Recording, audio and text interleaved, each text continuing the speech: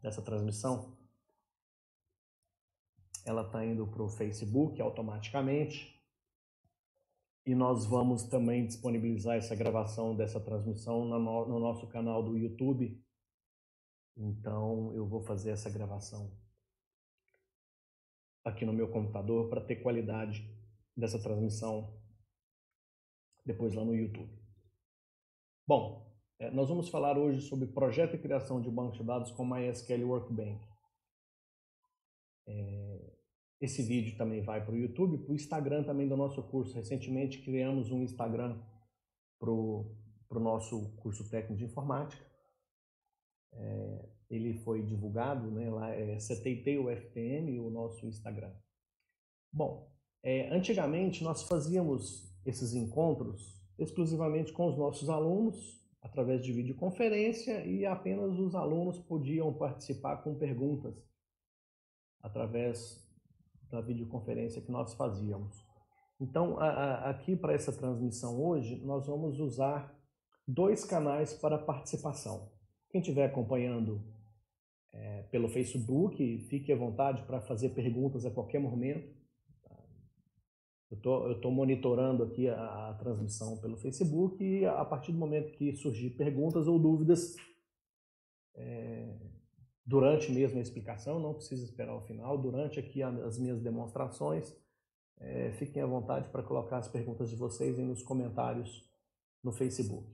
Para os alunos do curso técnico de informática, nós temos grupos do WhatsApp, tanto dos alunos veteranos como dos alunos que entraram agora em 2020. Então, para o aluno do curso de informática, se ele se sentir mais confortável, pode mandar a pergunta também pelos nossos grupos de WhatsApp, que eu estou monitorando aqui e vou responder às dúvidas de vocês também pelo grupo do WhatsApp, ok? Bom, acho que já conversamos fiado demais, vamos adiante então. Bom, antes de entrar direto na ferramenta que nós vamos testar hoje, eu quero mostrar para vocês algumas imagens para a gente relembrar um pouquinho do conceito de banco de dados. Praticamente tudo que usamos no nosso cotidiano hoje tem alguma relação com o computador. O seu smartphone, o caixa eletrônico, redes sociais, uma infinidade de atividades do nosso dia a dia que estão correlacionadas com computação e geram algum tipo de informação. Na maior parte dessas ações, essas informações que são acessadas e são manipuladas, elas vão para dentro de um banco de dados. Então aqui na imagem eu estou te mostrando uma das estruturas que a gente pode avaliar. Deixa eu só checar aqui. Ok, então esse modelo que eu estou apresentando na imagem é um modelo que dá para a gente entender como é que funciona quando você está navegando pela internet, seja em sites de notícia ou qualquer outro tipo de site, seja no site do seu banco, onde você faz transações bancárias, seja numa loja virtual onde você faz uma compra. Então, como é que se dá esse processo? Você é esse bonequinho aqui e você está usando um browser, que é o navegador que você usa para acessar a internet. Aqui tem os logotipos, né, do Chrome, do Mozilla Firefox, Explorer, Edge, etc. Bom, esse seu navegador, através da rede de internet, ele vai acessar o servidor web. Esse servidor web, por sua vez, vai rodar códigos, algoritmos, e em determinado momento será necessário acesso a um servidor de banco de dados ou a um software de banco de dados para que ele possa buscar as informações que você solicitou ou buscar as informações do produto que você está querendo comprar. Você clicou lá num produto numa loja, então você quer saber quais são as características técnicas desse produto, qual que é o preço, quais são as formas de pagamento. Essas informações todas ficam armazenadas dentro de um servidor de banco de dados. E aqui na imagem ela está ilustrada pelo MySQL Server, que inclusive é o software que nós vamos testar aqui hoje.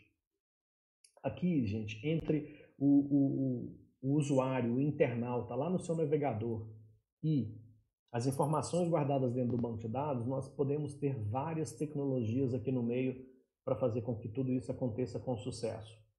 Tá? Nós temos aqui no web server, nós podemos ter um servidor Apache, por exemplo, rodando numa máquina Linux.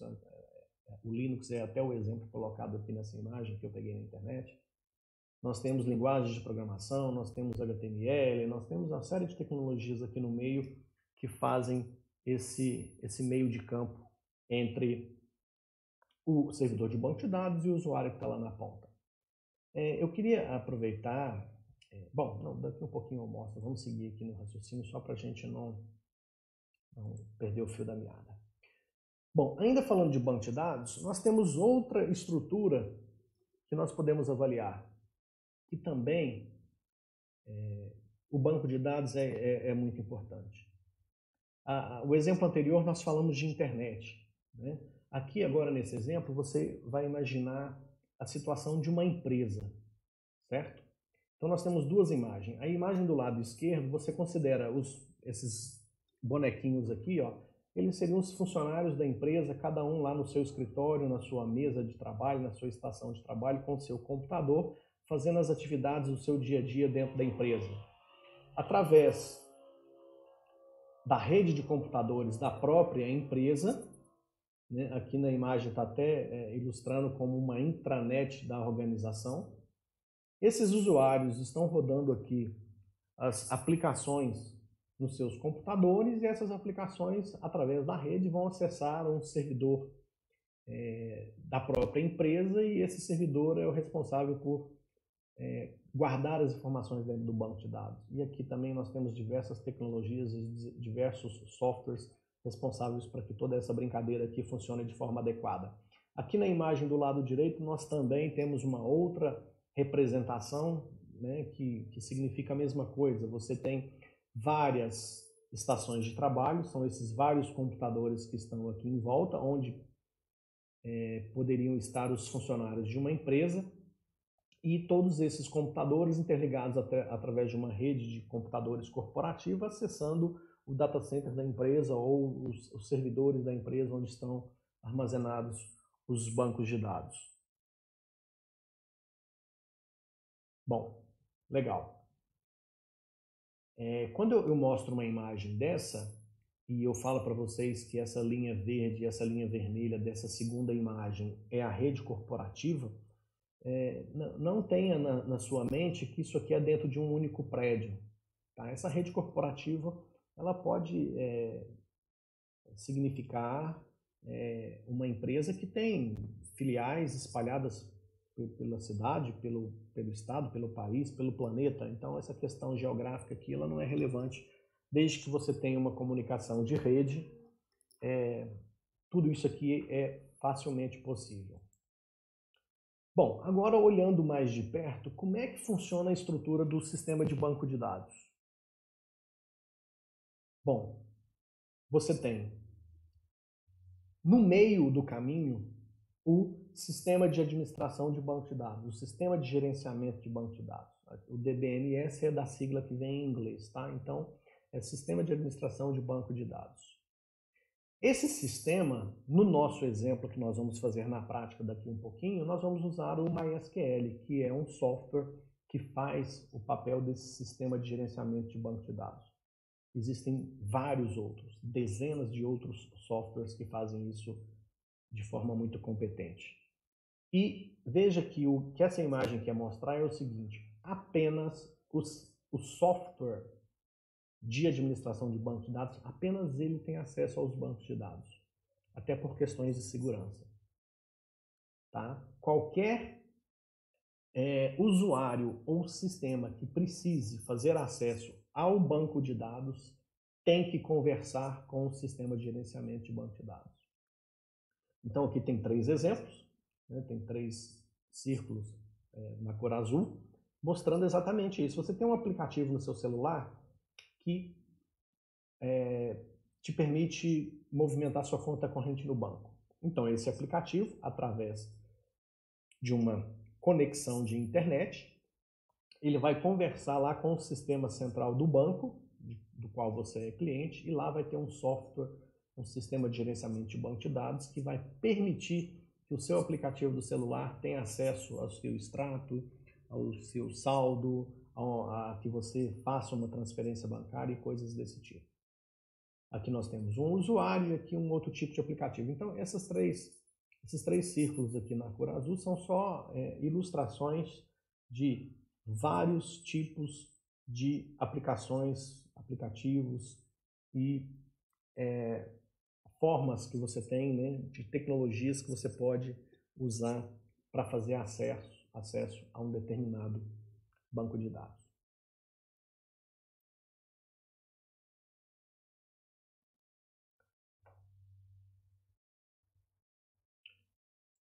Bom, deixa eu fechar aqui essa apresentação. Esses 4 slides aqui foram só para fazer esse flashback, né? O que eu quero mostrar para vocês aqui agora é o seguinte. Eu vou abrir aqui o YouTube, que eu quero mostrar para vocês.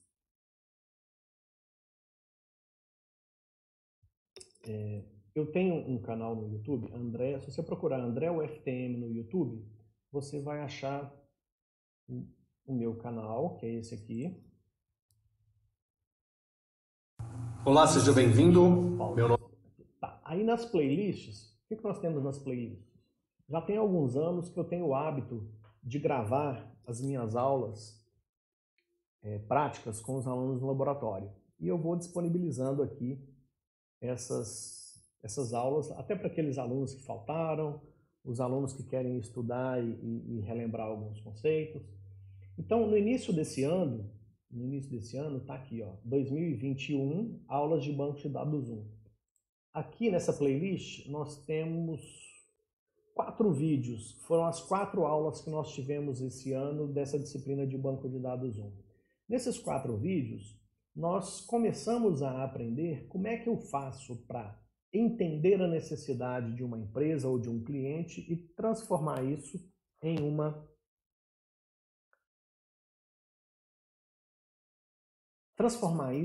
um projeto de banco de dados.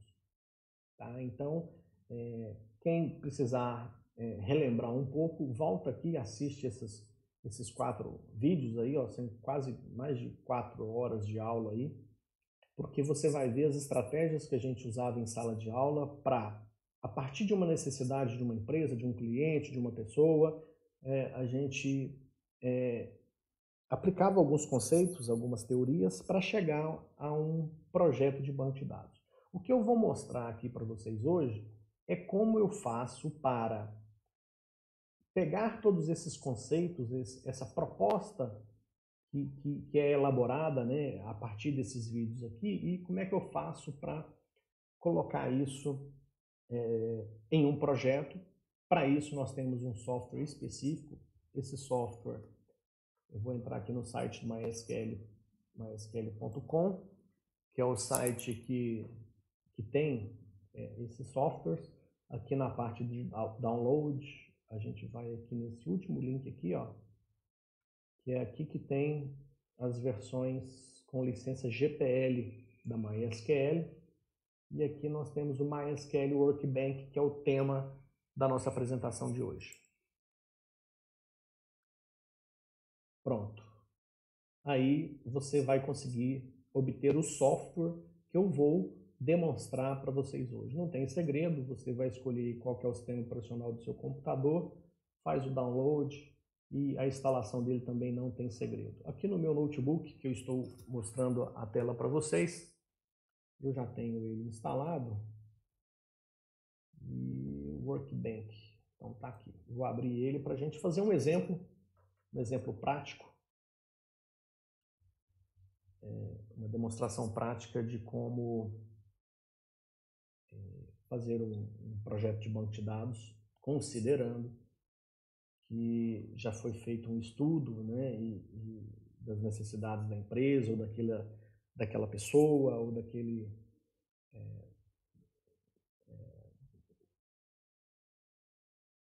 comércio, ou seja, você vai futuramente implementar um sistema que vai controlar alguma coisa. Esse sistema que vai controlar alguma coisa precisa guardar as informações dentro de um banco de dados.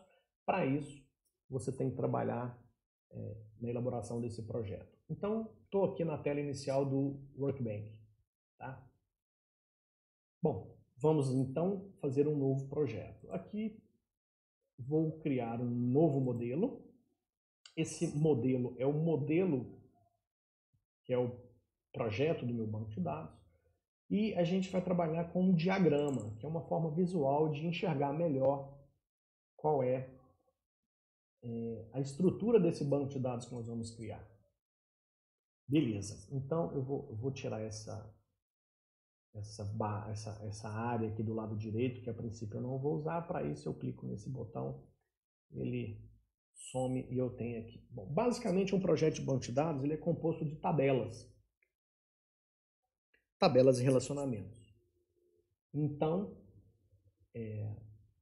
para colocar uma tabela no meu projeto, eu vou usar esse botão. Eu clico nesse botão, clico na tela, aparece a tabela. Vou criar aqui uma tabela. Vamos pensar num exemplo que a gente possa usar para criar aqui esse projeto. Vamos pensar, deixa eu ver o que nós vamos fazer. Bom, obviamente não vai dar para fazer um projeto completo, porque qualquer situação que a gente imaginar, por menor que seja, ela vai ter muitas e muitas e muitas tabelas. Então a gente vai fazer um exemplo bem pequeno, e esse exemplo pequeno ele representa em menor escala qualquer tipo de projeto que você possa imaginar. Então vamos fazer, para ficar mais fácil a compreensão para quem está acompanhando ou para quem for assistir esse vídeo depois, vamos pegar uma loja virtual na internet, porque boa parte das pessoas hoje em dia já tiveram essa experiência de fazer algum tipo de compra pela internet. Então, eu vou imaginar um pedacinho muito pequeno de um sistema de uma loja virtual, por exemplo. Tá? E eu vou me concentrar basicamente nos clientes e os possíveis endereços desse cliente onde ele quer receber um produto que ele vai comprar na loja. Então, vamos lá. Primeiro, vamos colocar aqui. Para mim definir primeiro onde eu vou guardar as informações do cliente, eu vou criar uma tabela para clientes. Tá? Então, aqui está a tabela 1. Se eu der um duplo clique, ele vai abrir aqui para mim as propriedades dessa tabela, que até então se chama Table 1. E aí eu tenho a possibilidade de definir as características dessa tabela. Primeira coisa, em vez de chamar Table 1, ela vai se chamar, vou chamar de clientes ou de pessoas? Vou chamar de clientes. Então eu vou ter uma tabela de clientes. Quais as informações eu vou ter para cada cliente? Para cada cliente que quiser comprar no meu site, na minha loja virtual, eu tenho por hábito, para toda tabela, aí é hábito, tá, gente? Cada um aí, obviamente, a partir do momento que começar a usar essas tecnologias, no seu dia a dia, vai desenvolver também as suas preferências. Eu tenho uma preferência por toda tabela, eu criar uma coluna que eu chamo de ID. Esse ID seria uma abreviação de identificação. Toda tabela que eu crio, ela precisa... ela é uma tabela que vai ter as informações. Por exemplo, aqui eu tenho a tabela de clientes, ou seja, todos os clientes que eu tiver na minha loja virtual, eu vou ter as informações de todos eles aqui.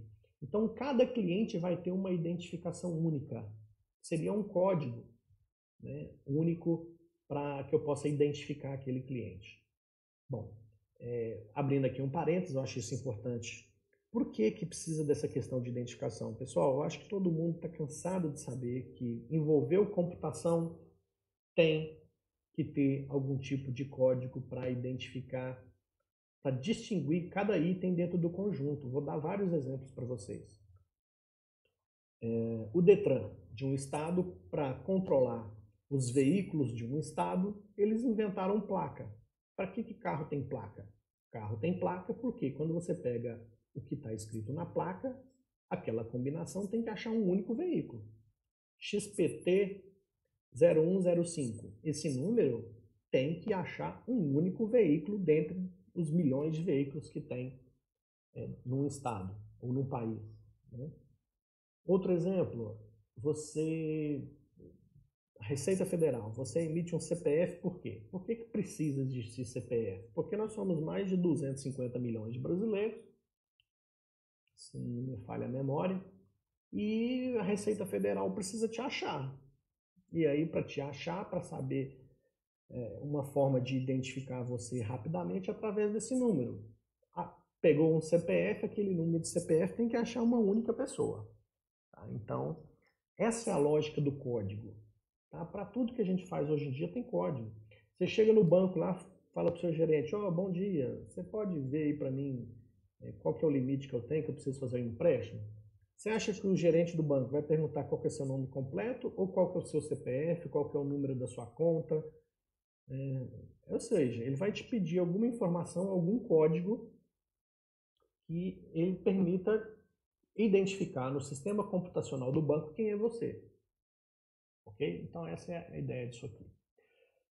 Bom, eu não vou entrar muito em detalhes porque são aqui, são 3, 6, 8 opções, tá? Isso aqui fica para uma próxima oportunidade. Então eu vou ter um código de identificação único para cada cliente, eu vou ter o nome do cliente, o cliente, bom, essas duas informações aqui são importantes. Eu estou falando que eu vou ter um código de identificação para o cliente, vou ter o nome do cliente. Bom, os meus clientes, o que tiver um nome maior, quantos caracteres pode ter? João Pereira da Silva Moreira, Antônio Siqueira Cunha Moraes. Ou seja, qual que é o tamanho máximo?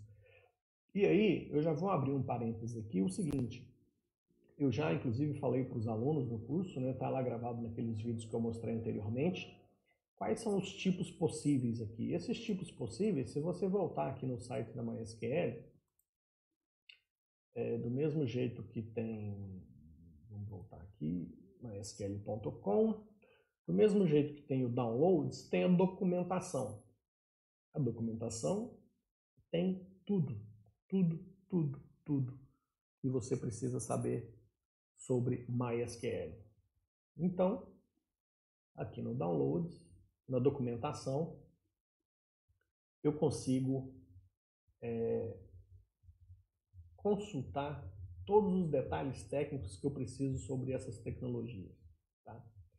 E aí, no caso do MySQL, eu consigo consultar, por exemplo, esses tipos aqui. O data type, int, varchar, todos esses tipos. Então, eu posso, nessa documentação, mais especificamente no manual de referência do MySQL Server. Aí tem as várias versões, MySQL 8, etc. Então, se eu pegar aqui, por exemplo, eu vou pegar esse MySQL 8, e aí, se eu quiser procurar aqui, tipos de dados. Então, aqui eu tenho quais são os tipos de dados numérico. Aqui eu vou encontrar todos os tipos existentes, né? Esse manual, você tem essa versão online ou você tem a opção também de fazer download de um PDF. A última vez que eu olhei, por curiosidade, na versão 4 tinha 1.200 páginas, né? Essa versão 8 aqui certamente já está bem maior. Mas isso aqui é detalhista. Vamos voltar aqui. Então, se você quiser, por exemplo, eu estou falando aqui que a identificação de cada cliente vai ser um número inteiro. Esse número inteiro, para você saber qual que é a capacidade que tem de armazenar, você teria que consultar lá no manual, é a forma mais fácil. Aqui, se eu achar que 45 caracteres está pequeno, eu falo, o cara pode ter um nome com até 80 caracteres. Outra coisa importante aqui é o seguinte, esse item NN aqui, significa not null. Quando eu for cadastrar um cliente, quais as informações ele é obrigado a me informar? E quais informações ele pode informar se quiser, seriam informações opcionais. Então, por exemplo, o nome é obrigatório. Como é que eu vou mandar entregar um produto na casa se não tem o nome do cliente? Outro item interessante aqui seria colocar a data de nascimento. Então, eu vou colocar aqui, ó, nascimento, aí a data de nascimento do cliente vai ser uma data. Então, eu tenho aqui nascimento do tipo date. Esse eu não vou colocar obrigatório. Se ele preencher a data de nascimento, eu estou considerando que não é obrigatório, aí, obviamente, o que define ser obrigatório ou não são as necessidades que foram estabelecidas para aquele sistema que vai ser desenvolvido. Então, esse é o detalhe, né?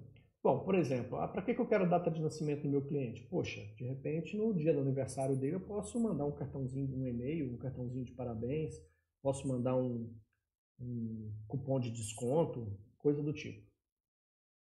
Ou seja, até aproveitando esse exemplo, tudo que você coloca em um projeto de banco de dados tem que ter um motivo. Você não guarda a informação porque você acha legal. Se eu vou guardar a data de nascimento de um cliente, é porque essa data de nascimento serve para alguma coisa. Então, né, eu não vou colocar aqui algo que depois não será necessário. Bom, e aí sucessivamente. Posso pedir, por exemplo, qual que é o e-mail? E-mail não é uma coisa muito interessante de colocar aqui, mas tudo bem, só para simplificar. Obrigatoriamente ele vai ter que ter um e-mail, ele vai ter que ter uma senha também, porque é a senha que ele vai usar para acessar o site. Então, e-mail e senha será obrigatório para ele fazer acesso na loja virtual, por exemplo. Outra informação que seria importante ter aqui seria o CPF. Eu preciso emitir uma nota fiscal do produto que esse cliente está comprando e essa nota fiscal vai ter um CPF e esse CPF tem 11 caracteres e eu estou fazendo a opção por colocar char de 11, estou falando que vai ser... Deixa eu deletar esse coluna que ele colocou a mais aqui. Bom, então tá aí. Então eu fiz a opção de colocar o CPF como caractere mesmo, em vez de número, porque se o CPF é 003, 009, 125, ou seja, se começa com 0, eu não tenho trabalho para ficar formatando, coisa do tipo. Bom, isso aqui também não faz diferença, né? Isso é só um detalhe. Bom, beleza. Então, para simplificar e para que eu possa mostrar mais dessa ferramenta, eu não vou fazer muito detalhe não, tá?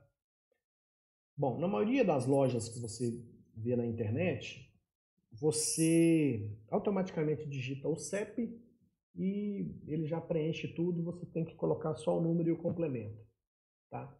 Então, eu não vou entrar aqui nessa questão porque é muito mais fácil usar a base do correio para esse tipo de coisa. Mas aí, veja bem, na minha loja tem cliente? Tem. Mas a minha loja também vai ter produtos. Então eu vou criar aqui uma tabela de produtos. Então vamos lá, produtos. Produtos também vai ter um código. O produto tem um nome. Esse nome ele pode ser um nome grande. Então eu vou pôr aqui 250 caracteres. O nome do produto é obrigatório. Esse produto, ele tem, sei lá, um preço. Veja que eu estou colocando preço.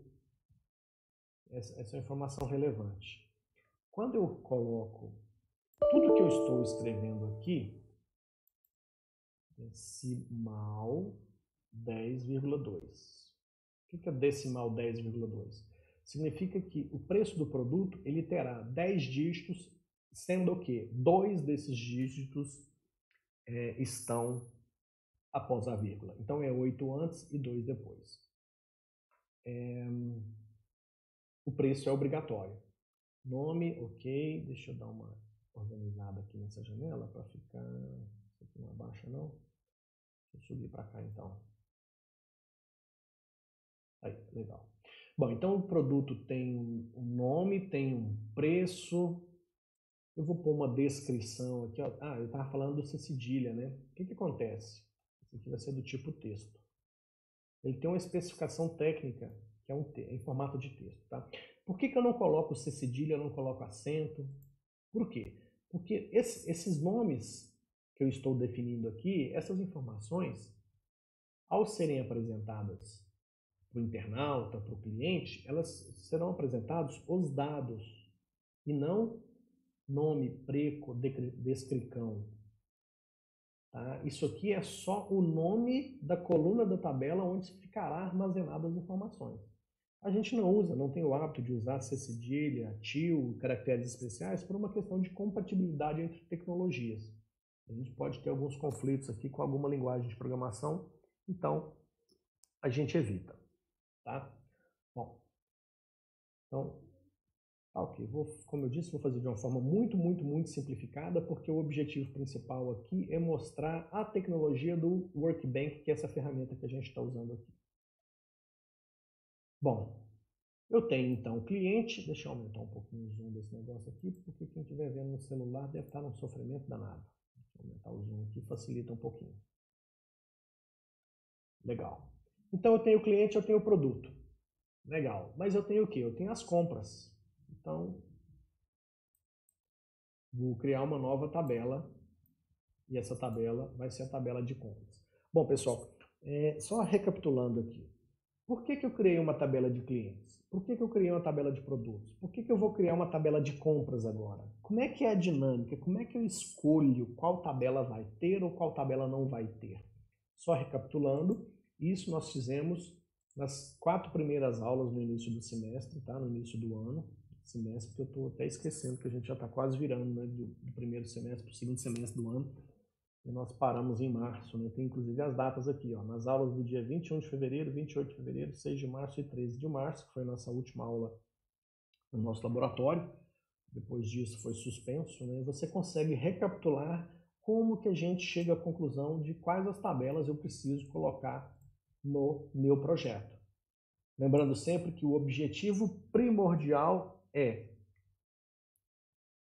armazenar todas as informações necessárias que o sistema precisa, ocupando o menor espaço possível dentro do computador. Simples assim. Um projeto de banco de dados, ele pode ser pouco ou muito eficiente. E essa relação depende de o quanto de espaço é necessário no disco do computador para armazenar todas as informações, ocupando o menor espaço possível. E a gente discutiu isso muito nas aulas. Quem tiver curiosidade depois é só voltar lá e dar uma olhada. Então vamos colocar aqui, essa tabela vai ser a tabela de compras. O que tem nas compras? Mais uma vez, eu vou deixar um ID aqui, tá? Eu disse que é apto. Numa compra, ela tem uma nota fiscal, vou chamar aqui de NF. Essa nota fiscal, ela pode ser um número. As notas fiscais eletrônicas hoje elas têm um número monstruoso, né? Bah, vamos entrar nesses detalhes, não, senão a gente fica aqui até de madrugada. O número da nota fiscal, vou deixar um int aqui mesmo. Na compra ou na venda, nas compras que os clientes fazem, obrigatoriamente eu vou ter que ter essa nota fiscal, é obrigatório. Eu vou colocar aqui o dia. Esse dia eu vou colocar do tipo date, que é a data que o cliente fez aquela compra. Isso aqui tudo é obrigatório. Então o número da nota fiscal é obrigatório, o dia é obrigatório. Pronto, a compra a princípio vai ter isso. Tá?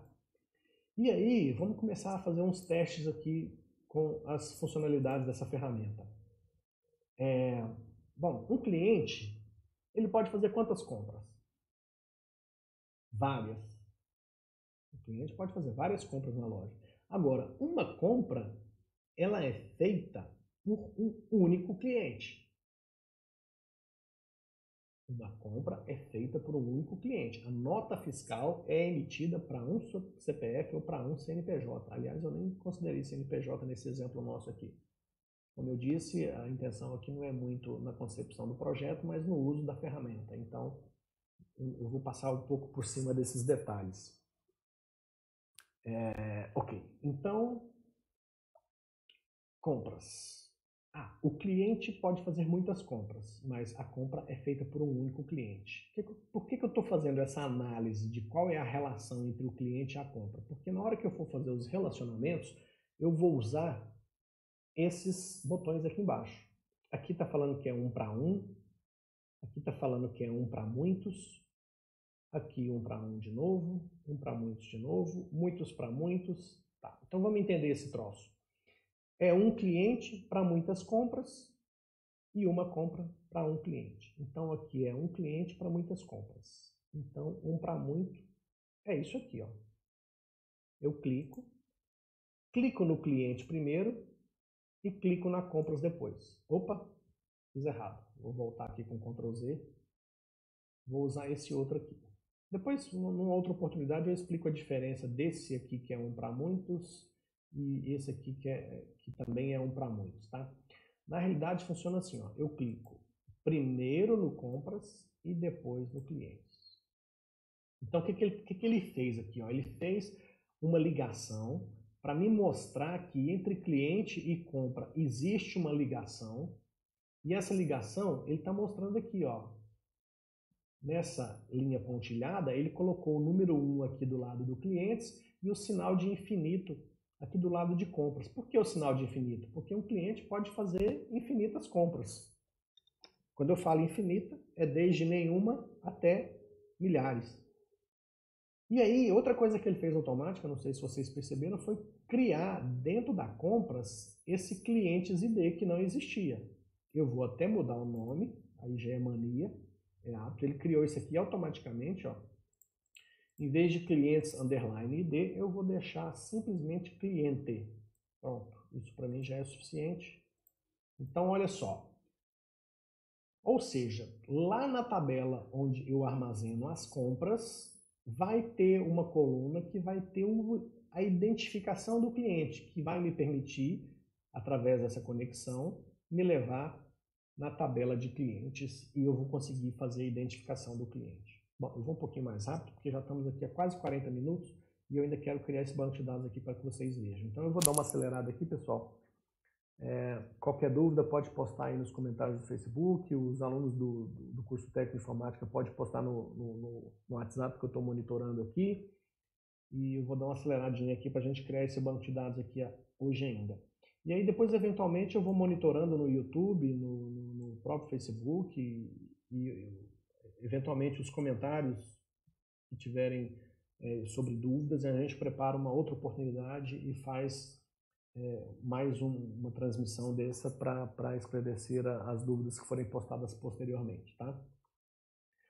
Bom, beleza. Então, entre compras e produtos, o que acontece? Quando o cara compra um produto, numa compra, ele pode comprar o quê? Ele pode comprar uma televisão, uma bicicleta e sei lá, um MP3. Nossa, acho que nem existe mais MP3, né? Fui lá atrás agora. Sei lá, o cara, na mesma compra, ele pode comprar vários produtos diferentes. Certo? Então, uma compra, vários produtos. Agora, um mesmo produto, ele pode ser vendido quantas vezes? Esse tipo de produto que tem nessas lojas, por exemplo, TV, Philco 55 polegadas, LED, tá, essa mesma TV, ela pode ser, eles têm milhares de TVs dessa no estoque para vender para vários clientes diferentes. Então, um mesmo produto, ele pode ser vendido várias vezes, ele pode estar em várias compras. Então veja que aqui nós temos uma situação onde em uma compra eu posso ter muitos produtos e um produto pode aparecer em várias compras diferentes. Então nessa situação aqui, ó, nós temos esse outro botão aqui que é para quando a relação entre duas tabelas é de muitos para muitos. Então eu clico aqui, aí tanto faz a ordem clicar em uma ou em outra, como é muitos para muitos, a ordem aqui não interfere. Então eu clico primeiro no compras, depois eu clico no produtos e o resultado que eu tenho é esse aqui. Ou seja, ele criou um cara aqui no meio. Vamos entender por que tem esse cara aqui no meio. E eu vou mudar o nome dele. Eu não gostei desse nome que o software Workbench gerou automaticamente. Vou trocar aqui. Eu vou chamar de itens compras. Quais são os itens que tem na compra? Aqui ele já colocou a identificação da compra, a identificação do produto. O que mais que eu vou fazer aqui? Eu vou colocar mais informações. Qual foi o preço daquele item naquela compra, porque eventualmente pode ter tido um desconto decimal 10,2. O preço vai ser obrigatório. E a quantidade. Vou pôr aqui, ó, QTD. A quantidade eu vou colocar aqui, deixa eu ver, small int. A quantidade também vai ser obrigatória. Eu não vou me preocupar aqui com desconto, com esses detalhes não, tá? Vamos retomar aqui então, ó. Eu vou precisar criar um ID aqui também, né? Vou criar um ID aqui, porque, como eu disse para vocês, é um hábito que eu tenho. Mais do que um hábito, eu tenho toque. Se eu não fizer do jeito que eu estou habituado, eu não durmo depois. Fico pensando nesse troço. Então, eu vou criar aqui um ID.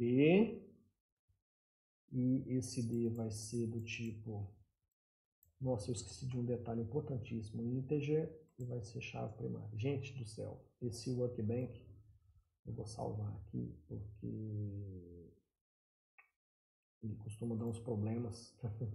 Ele costuma dar umas travadas e você pode perder tudo que você fez. Então, se bem que essa versão aqui está bem estável, tá? Mas na dúvida, vai já salve. À medida que você vai fazendo o seu projeto, você vai salvando para não correr o risco de perder o que você já fez até o momento. Então, ok. Fechou? Deixa eu abaixar isso aqui. Não é aqui não. Fechando aqui. Tá. Então, o que eu quero dizer com isso? Ó? Então, aqui no itens compras, eu tenho uma compra. Como é que eu sei quais os itens que tem na compra? Eu venho aqui, identifico aquela compra, vejo qual que é o produto, produto, preço, quantidade. Produto, preço, quantidade. Produto, preço, quantidade. Isso aqui, ó, se você pegar um cupom fiscal de um supermercado quando você faz compra, você vai perceber que lá tem vários itens listados e são esses itens aqui que vão ser emitidos lá no cupom fiscal. Tá ótimo esse exemplo aqui, já usamos vários recursos aqui. Bom, agora eu preciso colocar no ar aqui um banco de dados MySQL. Eu vou tentar ressuscitar um que eu tenho aqui, que eu uso na sala. Deve ter algum aqui em algum lugar. Eu acho que tem esse aqui, ó. Deixa eu ver se ele vai funcionar. Vou colocar no ar aqui MySQL. Bom, bin MySQL D. É esse cara aqui que eu preciso, ó. Vamos ver. MySQLD.exe. Será que deu certo? Não sei. Vou descobrir agora, na hora que eu pegar aqui o RAID SQL e executar. Vamos ver se esse RAID aqui vai executar legal.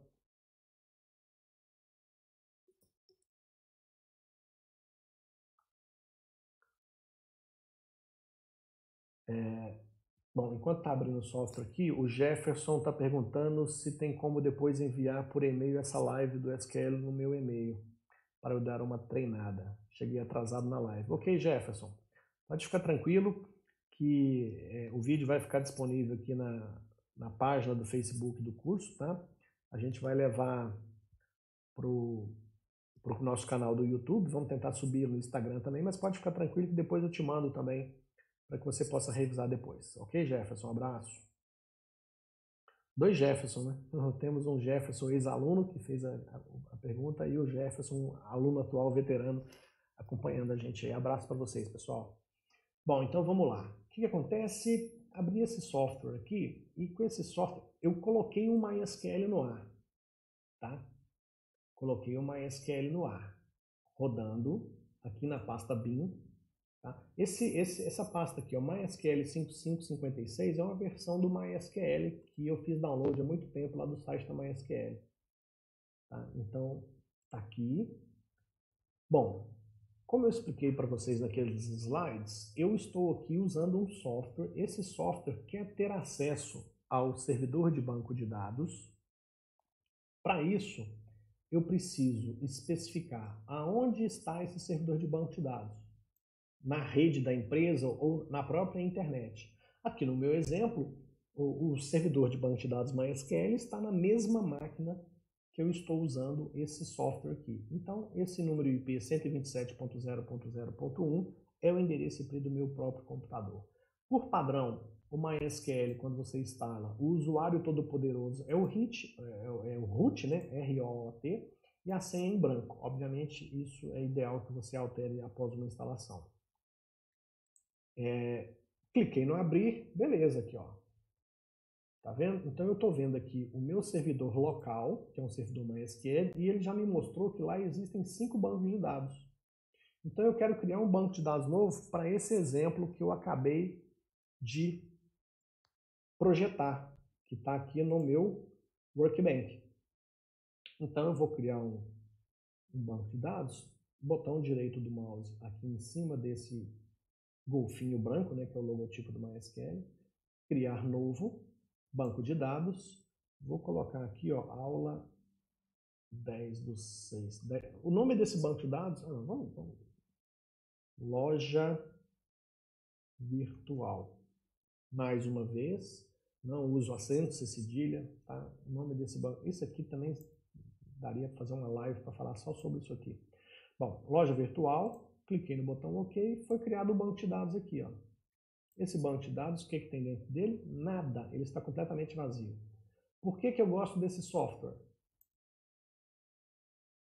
RaidSQL. Essa versão minha aqui certamente está ultrapassada. Se você der um Google aí, você acha ele facinho na internet para fazer download. Não tem segredo também. Por que eu gosto dele? Porque tudo que você faz aqui de forma interativa, você vê o comando. Qual é o comando que esse software RaidSQL enviou lá para aquele software MySQL, que é o software que controla o banco de dados.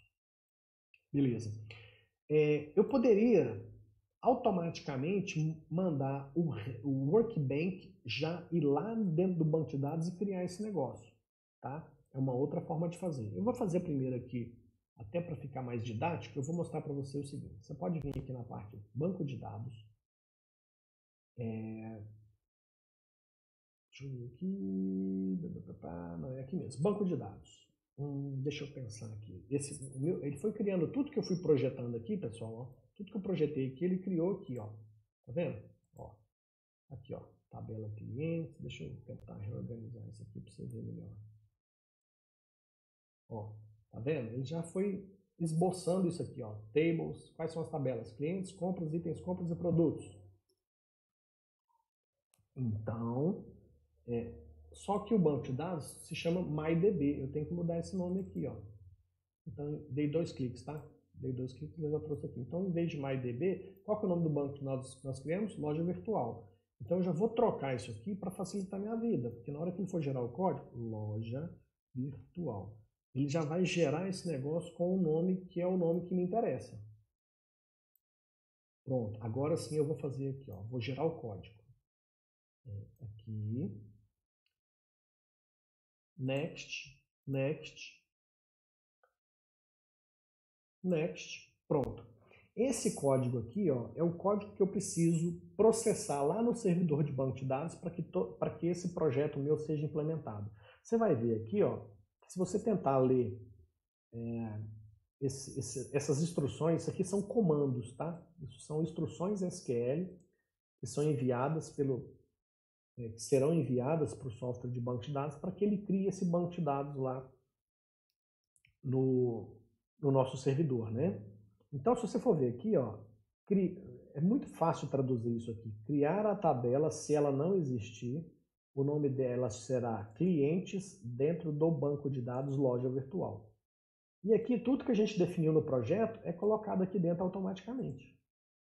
Mesma coisa, criar a tabela de produtos, criar essa tabela se ela não existe dentro do banco de dados loja virtual, e aquilo que a gente definiu no projeto está especificado aqui também. Aqui, nesse caso, existem algumas diferenças, porque é aqui que ele mostra que a coluna compra, que é essa coluna aqui, ela é uma forma de você identificar lá na tabela de compras qual é a compra do... eu estou falando de itens compras. Então, nessa tabela, eu consigo saber, através o software de banco de dados, saberá que existe uma ligação entre a coluna compra, que é essa daqui, com a coluna ID lá da tabela de compras.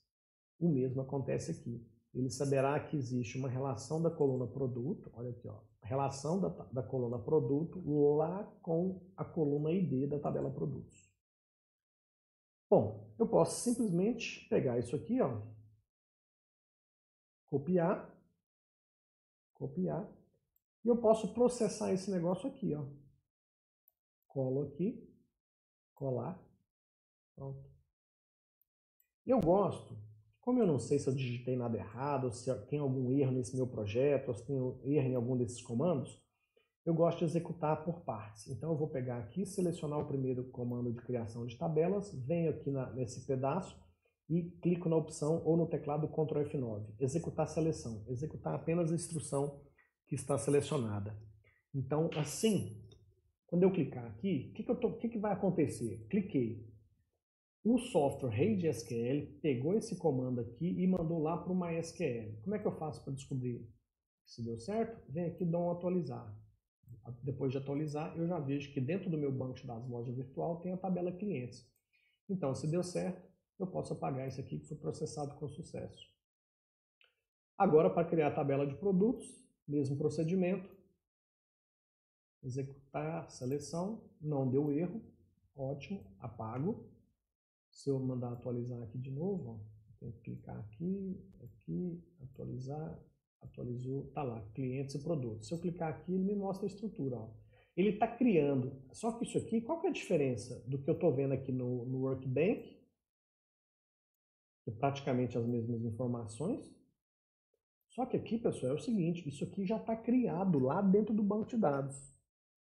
Aqui é projeto. Aqui eu estou implementando o projeto. Então, passa a existir um banco de dados chamado loja virtual com essa estrutura. E a partir disso, eu posso, por exemplo, ó, posso vir aqui nos dados e aqui eu consigo cadastrar. Cliente 1, Zeca da Silva. Tá meio apertadinho esse negócio aqui, deixa eu aumentar o espaço.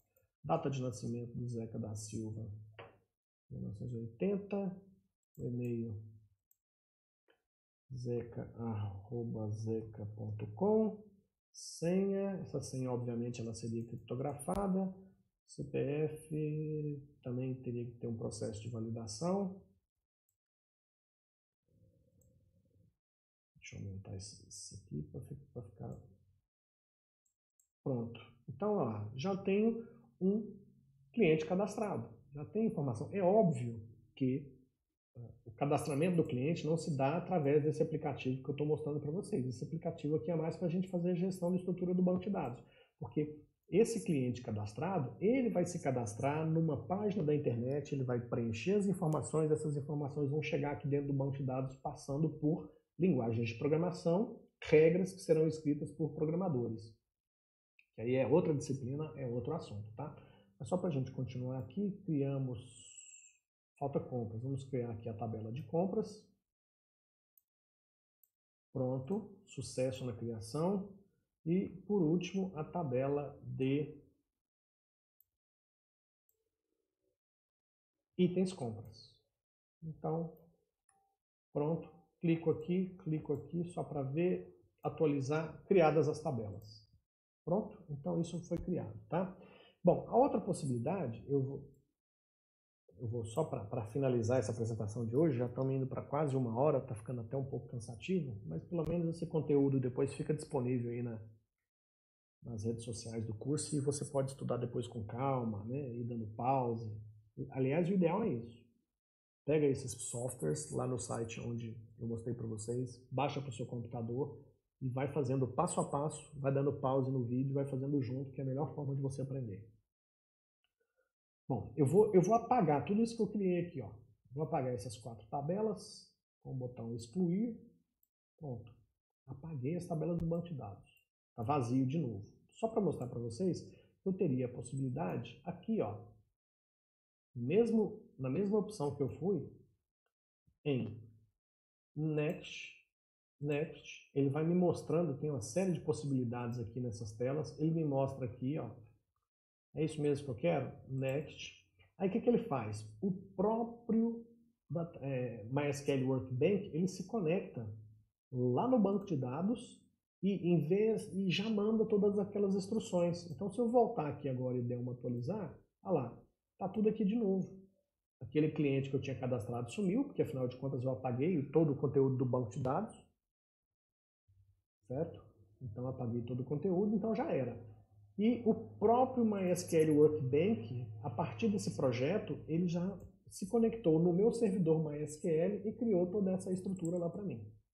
Bom, eu acho que tá bom, pessoal, porque já quase 1 hora de transmissão, né? Essa é só uma primeira. Como eu disse para vocês, a intenção aqui era mostrar um pouquinho